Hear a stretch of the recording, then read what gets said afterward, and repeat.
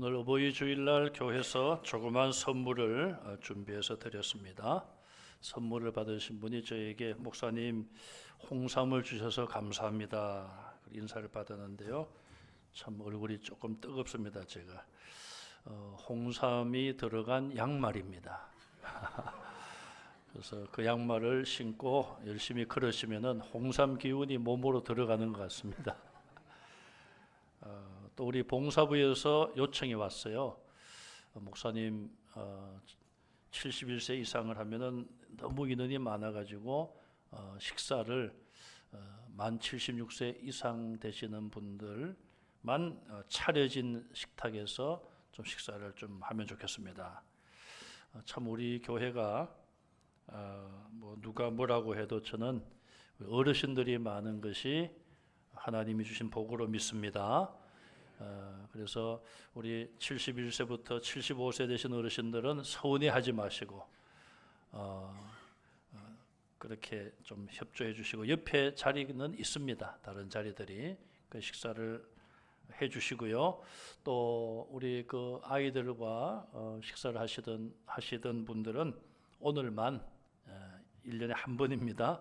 오늘만 우리 어르신들 때문에 조금 양보해 주셔서 영화부실에서 드시든지 아니면 조금 기다리시다가 들어가서 식사를 하셔도 좋겠고요. 내가 조금 젊다고 생각하시는 분들은 더 시장하시겠지만 한 20분 정도 기다리시다가 식당에 가시면은 좀 덜 복잡할 것 같습니다. 참고해 주시면 감사하겠습니다. 목사가 늘 설교 준비가 부담이 되고 늘 힘든 게 사실입니다. 그런데 특히 어버이 주일날 설교를 준비하고 설교하기가 가장 어렵습니다. 아마 그 이유는 여러분들이 짐작을 하실 거예요. 이 세상에 불효자가 아닌 자식이 어디에 있겠습니까? 다 불효자죠. 저도 20여 년 전에 한국에 돌아오니 이미 아버님은 세상을 떠나셨고 2년 전에 홀로 된 어머님만 계셨어요. 어머님 한 4년 전에 천국에 가시고 요즘 참 그런 생각이 부쩍 듭니다. 어디 맛있는 식당에 가서 식사를 할 때도 부모님을 모시고 참 이곳에 못 왔다, 그런 생각이 듭니다. 정말 잘해드린 것은 하나도 없고 못해드린 것만 생각이 나는 것이 자식들의 마음이 아닌가, 그런 생각을 해봅니다. 이 세상 역사 속에서 가장 지혜가 많은 왕은 솔로몬 왕이었습니다. 그것은 뭐 옛날이나 지금이나 모두가 다 인정을 하고 있어요. 솔로몬의 지혜로운 재판 중에 하나가 성경에 나오죠. 한 갓난 아기를 놓고 서로 자기 아들이라고 주장하는 그런 소송이 있었습니다. 솔로몬은 칼을 가져오라, 저 아기를 절반으로 잘라서 두 여인에게 나누어 주라. 그러자 진짜 엄마는 왕이시여 안 됩니다. 내가 포기하겠습니다. 저 여인에게 아기를 주십시오. 가짜 엄마는 아닙니다. 그렇게 하는 것이 공평하겠습니다. 여러분이 생각해도 누가 진짜 엄마입니까? 참 솔로몬에게 그런 지혜가 있었다는 것, 하나님이 주신 지혜가 아니겠습니까? 그런 솔로몬 왕이 그 하나님이 주신 지혜에다가 성령의 감동을 받아 잠언이란 성경을 기록했죠. 잠언이 몇 장으로 되어 있죠? 31장. 그래서 어떤 분들은 날짜에 맞추어서 잠언을 읽습니다. 오늘이 12일이죠. 그럼 잠언 12장을 읽어요. 그렇게 하면은 뭐 잊어버릴 필요가 없죠. 매일 그 날짜에 해당되는 잠언을 읽습니다. 그만큼 이 잠언은 우리 그리스도인들에게 삶의 지혜를 주는 귀한 교훈으로 가득 차 있습니다. 가장 지혜로웠던 솔로몬이 기록한 잠언 1장 8절 말씀을 우리가 같이 읽습니다. 내 아들아 내 아버지의 훈계를 들으며 내 어미의 법을 떠나지 말라. 이렇게 훈계하고 있어요. 아버지의 훈계를 들으라. 이 들으란 말은 귀로 듣는다는 것뿐 아니라 그 훈계대로 실천하라는 거예요. 내 어미의 법을 떠나지 말라. 어머니가 만들어 놓은 삶의 테두리, 그 테두리 안에 살아가라. 그렇게 권면했습니다. 아무리 똑똑하고 잘난 사람도 스스로 하늘에서 뚝 떨어진 것이 아닙니다. 사람의 몸으로 이 땅에 오신 예수님까지도 성령으로 동정녀의 몸에 잉태되셨고 출산의 과정을 통하여 이 세상에 인간으로 오셨습니다. 그러므로 아버지와 어머니는 누구에게나 있지요. 솔로몬은 바로 그 아버지의 훈계를 듣고 순종하며 어머니의 법을 떠나지 말라고 명령하고 있습니다. 자, 한번 6장 20절 말씀에 가서도 보면 읽습니다. 내 아들아 내 아비의 명령을 지키며 내 어미의 법을 떠나지 말고. 자, 여기는 아비의 훈계에서 아버지의 명령을 지키라. 좀 더 강력하게 교훈이 바뀌어졌습니다. 더 나아가서 잠언 23장 22절 말씀을 읽습니다. 너를 낳은 아비에게 청종하고 내 늙은 어미를 경히 여기지 말지니라. 자, 이거는 아마도 이제 아버지 어머니의 연세가 들었을 때에, 앞에는 아버지 어머니가 중장년이었을 때에 하는 말씀이라면, 이거는 부모님이 연세가 좀 많아졌을 때에 하는 그런 권면입니다. 너를 낳은 아비에게 청종하라. 아버지를 따르라는 거예요. 아버지의 뜻을 따르고 그 말씀을 따르라. 내 늙은 어미를 경히 여기지 말라. 연세가 많다고 해서 경솔하게 무시하지 말라는 것입니다. 제가 며칠 전에 안과에 갔더니 50대 한 초반 정도로 보이는 아들이 80대 되는 어머니를 모시고 안과에 왔더라고요. 그런데 그 아들이 그 어머니에게 하는 말씀이나 하는 행동을 보니까 굉장히 부드럽고 다정하게 하더라고요. 제가 그걸 보고 참 많이 깨닫고 배웠습니다. 그 아들이 어머니에게 어머니가 눈도 그렇고 청력도 약할 거 아닙니까? 그런데 귀에 대고 소곤소곤 속삭이듯이 전혀 못 알아들어도 짜증도 내지 않고 참 그런 모습을 제가 보았습니다. 자식들은 부모님이 연세가 많아지시면은 어떤 생각을 합니까? 뒷모습을 보면은 등이 굽어 계시고 왜소해지신 그런 모습, 어깨에도 힘이 빠진 그런 모습, 힘없이 걸어가는 부모님의 모습을 보면 자식들의 마음이 참 슬퍼질 때가 있을 것입니다. 솔로몬은 부모님이 그렇게 힘이 없어지고 연세가 드셔서 연약해졌을 때도 변함없이 부모님을 따르고 순종하고 무시하지 말고 존경하며 공경할 것을 권면하고 있습니다. 이 가르침은 하나님이 주신 지혜로 깨달은 것이 아니겠습니까? 솔로몬이 그렇게 성경에 기록하여 예수님 오실 때까지 수천 년 동안 성도들을, 하나님의 백성을 권면하는 성경 말씀이에요. 신약 성경으로 와서 보면 사도 바울을 통해서도 부모님을 향한 효도를 우리에게 말씀합니다. 골로새서 3장 20절을 읽습니다. 자녀들아 모든 일에 부모에게 순종하라. 이는 주 안에서 기쁘게 하는 것이니라. 아멘. 모든 일에 부모에게 순종하라고 그랬어요. 자, 솔로몬과 바울의 이런 가르침, 오늘 본문도 사도 바울이 기록한 성경 아닙니까? 자, 이런 가르침의 기초는 어디에서 온 것일까요? 하나님께서 모세를 통하여 이스라엘 백성들에게 주신 십계명에서부터 출발을 하고 있습니다. 십계명 중에 제5계명을 보겠습니다. 출애굽기 20장 12절 말씀을 읽어보겠습니다. 내 부모를 공경하라. 그리하면 내 하나님 여호와가 내게 준 땅에서 내 생명이 길리라. 아멘. 하나님께서 10가지 계명을 주시고 그것을 두 돌비에 새겨주셨어요.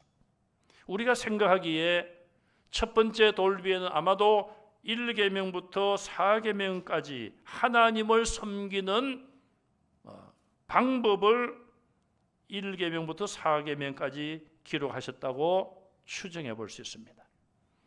예수님은 제자들에게 모든 계명을 두 가지로 요약해서 말씀했죠.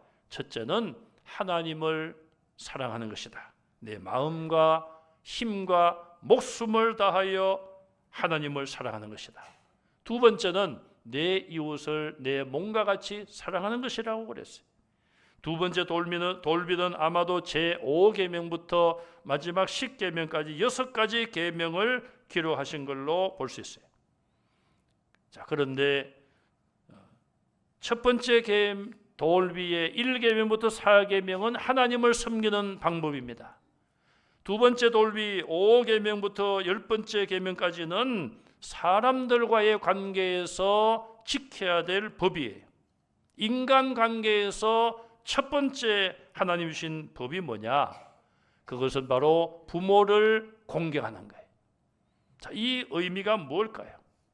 부모를 공경하지 못하면 모든 인간 관계를 바르게 가질 수 없다. 그렇게 볼 수가 있다는 것입니다. 그러므로 부모님과의 관계를 잘 가지시고 부모님을 공경하심으로 다른 모든 인간 관계도 여러분들이 잘 가지시고 승리하시기를 간절히 바랍니다. 육신의 부모님을 진정으로 사랑하는 사람은 다른 사람도 사랑하며 눈에 보이지 아니하는 우리의 아버지 되신 여호와 하나님도 사랑할 줄로 믿습니다. 반대로 눈에 보이는 육신의 부모님을 사랑하지 못하는 사람은 보이지 않는 하나님을 사랑하기 어렵고 이웃을 사랑하기도 어렵다는 것을 우리는 알아야 합니다. 그런데 이 제5계명에는 특성이 하나 있습니다. 본문 2절에 보니까 자기 아버지와 어머니를 공경하라. 내 아버지와 어머니를 공경하라. 이것이 약속이 있는 첫 계명이다. 자, 여러 계명 가운데 약속이 있는 첫 번째 계명이라고 말씀했어요. 우리가 조금 전에 본 출애굽기 20장 12절 말씀에 내 부모를 공경하라. 그리하면 공경하면 이 계명을 지키면 그 말이에요. 내 하나님 여호와가 내게 준 땅에서 내 생명이 길리라. 다른 9가지 계명에는 이런 약속이 없다고 볼 수 있어요. 그런데 이 5번째 계명에는 이 약속이 있습니다. 10계명이 기록된 출애굽기 20장에 보시면은 20장 5절에 보면은 우상을 만들지 말고 거기에 절하지 말라. 나는 질투하는 하나님이라. 나는 나를 미워하는 자의 죄를 3, 4대까지 이르게 하고 나를 사랑하고 계명을 지키는 자에게는 1000대까지 은혜를 베푼다 말씀했어요. 자, 이 말씀은 십계명을 주시면서 나 외에 다른 신을 섬기지 말라, 우상을 만들지 말고 절하지 말라, 가장 중요한 이 두 계명을 말씀하시면서 이거 안 지키면은 3세대까지 내가 그 죄에 대하여 묻겠다. 자녀들에게도 그 영향이 미친다는 거예요. 그러나 이 계명을 지키면 1000대까지 은혜를 베푼다. 전체적인 약속이라고 볼 수 있어요. 그러나 제5계명은 제5계명에만 해당되는 약속을 주신 거예요. 그 약속은 바로 본문 3절에도 나와 있습니다. 내가 잘되고 땅에서 장수하리라. 출애굽기 20장 12절에서는 내 생명이 길리라 그렇게 말씀해요. 오늘 본문에서는 잘되고란 말이 들어가 있습니다. 신명기 5장 16절 말씀을 우리가 한번 읽겠습니다. 너는 내 하나님 여호와께서 명령한 대로 내 부모를 공경하라. 그리하면 내 하나님 여호와가 내게 준 땅에서 내 생명이 길고 복을 누리리라. 아멘. 자, 이 말씀도 신명기 5장에도 십계명이 그대로 들어있는 말씀이에요. 여기 이 말씀을 보면 앞에서도 출애굽기 20장도 마찬가지고요. 여호와 하나님이 주신 땅에서 그랬어요. 오늘 우리가 사는 이 땅이 하나님이 우리에게 주신 땅이에요. 또 이 땅에서 이 계명을 잘 지키면 잘되고 복을 누린다. 잘된다, 복을 누린다 같은 의미예요. 그리고 장수하리라. 이것이 하나님이 주신 약속입니다. 하나님은 약속을 지키시는 분임을 믿으시기 바랍니다. 오늘날 100세 시대라고 하며 장수 시대를 우리가 맞이했습니다. 그런데 문제는 잘되고 형통하고 건강하고 평안한 가운데 장수하는 것이 참된 복이 아니겠습니까? 고통 속에서 장수하는 것은 복이 아닐 수 있다는 것이죠. 부모님을 공경하셨고 부모님께 순종하셨다면 특별한 하나님의 뜻이 아니면 땅에서 잘되고 장수할 것을 믿으시기 바랍니다. 어떤 가정은 장수 가정이 있습니다. 여러분 부모님이 장수, 할아버지도 장수. 아마 그런 가정을 보면은 분명히 자녀들이 부모님을 공경하고 부모님에게 잘했다는 것을 알 수 있어요. 솔로몬 왕은 불효자 또 부모님에게 잘못한 자식에 대한 경고의 말씀도 했습니다. 잠언 30장 17절에 보니까 아비를 조롱하며 엄히 순종하기를 싫어하는 자의 눈은 골짜기에 까마귀에게 쪼이고 독수리 새끼에게 먹히리라. 얼마나 불행한 것입니까? 아비를 조롱하는 것이 이처럼 저주받을 큰 잘못이고 부모의 어미에게 불순종하는 것이 저주받을 일임을 솔로몬은 경고하고 있습니다. 부모님과 우리의 관계는 하나님이 허락하신 관계, 하나님이 주신 질서입니다. 이것을 우리 마음대로 할 수가 없잖아요. 그러므로 우리는 하나님이 세워주신 질서를 존중하고 잘 지켜서 부모님을 공경해야 됩니다. 육신의 부모님이 세상을 떠나신 분들은 집안의 어르신들과 교회 안의 어르신들, 여러분 이웃의 어르신들을 잘 섬겨주시기를 바랍니다. 레위기 19장 32절에 보니까 너는 샌머리 앞에서 일어서고, 샌머리는 흰머리를 말해요. 그런데 나이가 50쯤 돼가지고 머리가 하얘진 분들이 있어요. 그런 분들은 아니겠죠. 연세가 많은 분들 흰머리 앞에 일어서라는 거예요. 지하철을 타보면 요즘은 잘 안 일어나더라고요.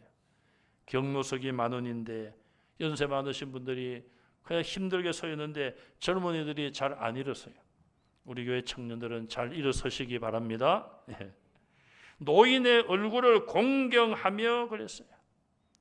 아무리 요즘 젊게 보인다 하더라도 여러분 얼굴을 보면은 연세 많으신 분들 구분할 수 있잖아요.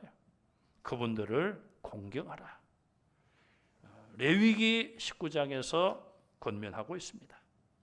모압 땅에 살고 있던 아가씨 룻, 그는 이민을 온 엘리멜렉과 나오미의 가정에 있는 총각을 만났습니다. 두 사람이 연애를 했겠죠.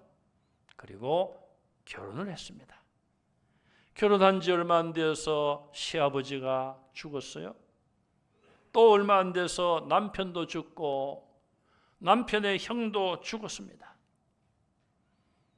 그 집안의 남자는 다 죽어버렸어요. 외국 이스라엘에서 온 시어머니가 남아있고 모압이 고향인 두 며느리가 남아있습니다. 시어머니가 얼마나 마음이 괴롭겠습니까? 남편도 일찍 죽고 두 아들까지도 일찍 죽어버렸어요. 두 자부를 불러놓고 이야기합니다. 나는 내 고국으로 돌아가련다. 너희들도 갈 길을 가라. 모압이 고국인 이 두 여인, 두 자부는 남편이 죽어 사별을 했으니 얼마든지 새 출발을 할 수가 있는 것입니다. 시어머니가 무슨 재산이 많은 것도 아니고 또 시어머니가 모압 사람도 아니고 외국에서 온 사람 아닙니까? 그러니 무슨 기대를 하겠습니까? 그 말을 듣고 오르바라는 자부는 친정으로 돌아갔습니다. 룻은 어떻게 했습니까? 어머님, 아닙니다. 나는 어머니를 끝까지 따르겠습니다. 어머니가 섬기는 하나님을 내가 끝까지 섬기겠습니다. 아주 결단을 하고 결심이 흔들리지 않습니다. 그러자 이 나오미는 하는 수 없이 외국 며느리 아닙니까? 모압 나라의 이 며느리를 데리고 자기 고국 이스라엘로 예루살렘으로 돌아갔습니다. 룻이라는 이 여인은, 젊은 여인은 나이 많은 시어머니를 모시고 외국 땅에 와서 남의 밭에 가서 떨어진 이삭을 주워가며 생계를 유지합니다. 얼마나 불쌍합니까? 자기 친정 식구들을 등지고 외국에 와 있습니다. 시어머니는 그 정도로 가난하고 있습니다. 무슨 소망이 있습니까? 그런데 하나님께서 룻의 그런 모습을 귀하게 보셨습니다. 첫째는 하나님을 믿는 그 믿음을 보셨고, 둘째는 시어머니지만은 그 어른을 공경하는 그 아름다운 마음을 보셨습니다. 그래서 보아스를 만나서 결혼을 합니다. 두 사람 사이에 오벳이라는 아들을 낳습니다. 오벳은 이새를 낳고 이새는 다윗을 낳았습니다. 자, 그러면 이 보아스, 룻의 남편인 보아스와 다윗은 어떤 관계입니까? 다윗의 정조부가 되는 거예요. 룻은 다윗의 정조모가 되는 거예요. 정조 할머니가 된 거예요. 여기 이것으로도 얼마나 놀라운 일입니까? 그런데 구약 성경은 장차 메시아가, 인류를 구원할 메시아가 다윗의 후손을 통해서 오리라고 예언했고, 결국 다윗의 후손을 통하여 메시아가 이 땅에, 예수님이 이 땅에 오셨습니다. 마태복음 1장 5절, 6절, 16절을 보면은 이 사실을 증명해 주고 있어요. 하나님께서는 이처럼 룻이란 이 여인의 귀한 믿음을 보시고, 시어머니, 속된 말로 피가 한 방울이라도 섞였습니까? 외국에서 이민 온 시어머니, 그냥 안녕히 가십시오 하고 이별하고 새 출발하면 되는데, 그러면 미래가 보이는데 가진 것도 없고 아무것도 없이 고국으로 돌아가는 시어머니를 따라 자기의 고국을 등지고 자기 친정 식구들을 다 등지고 다 포기하고 오직 하나님을 믿는 믿음과 시어머니를 복양하겠다는 그 마음만 가지고 떠났던 룻, 하나님께서는 그렇게 그를 귀하게 사용하셨습니다. 여러분, 부모님은 어떤 분이었습니까?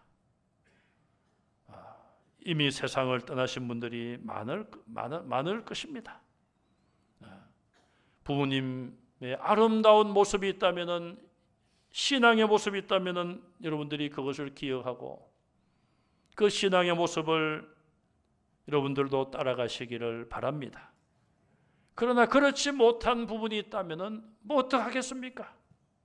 이제는 여러분들이 룻과 같이 그런 부모가 될 수 있기를 바랍니다. 그러면 여러분들의 후손을 통하여서 놀라운 일들이 일어날 수가 있는 거예요. 하나님은 어떤 일을 예정하시고 어떤 일을 이루어 가실지 우리는 알 수 없습니다.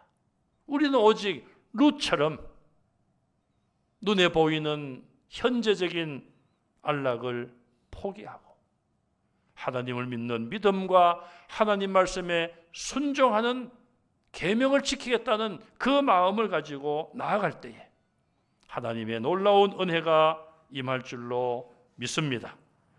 오늘 어버이주일을 맞이하여 우리 교회 안에 여러분 가정에 있는 부모님들과 어르신들에게 하나님께서 크신 은혜를 주시고 육신의 건강뿐 아니라 마음의 평강도 허락하시고 여러분들이 자손들을 위해서 더 많이 기도하시고 교회와 나라를 위해서 더 많이 기도하시고 그 기도의 열매들이 하나님 나라에 가시기 전에 이루어지는 은혜가 함께 하시기를 주님의 이름으로 축원합니다.